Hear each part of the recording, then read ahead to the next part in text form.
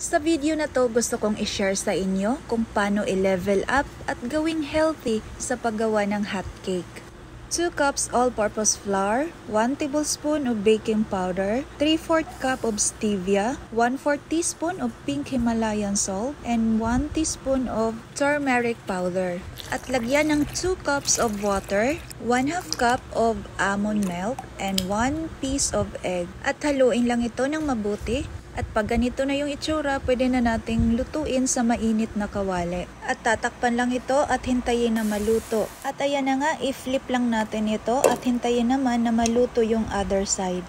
So ito na nga yung mga naluto natin lahat. And then lalagyan lang natin to ng spreadable na butter at lagyan natin ng konting stevia. At i-fold lang natin ang both side. At gagamit lang din po pala tayo dito ng dahon ng saging para panghigpit dito sa ating hot cake.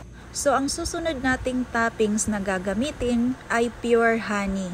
So meron na tayong dalawang option para sa ating toppings. Yung spreadable butter with stevia at saka itong pure honey. So ito na nga yung finished product natin, turmeric hot cake, gluten-free, dairy-free. At syempre, hindi pwede na hindi natin to titikman. Unang kagat para sa inyo.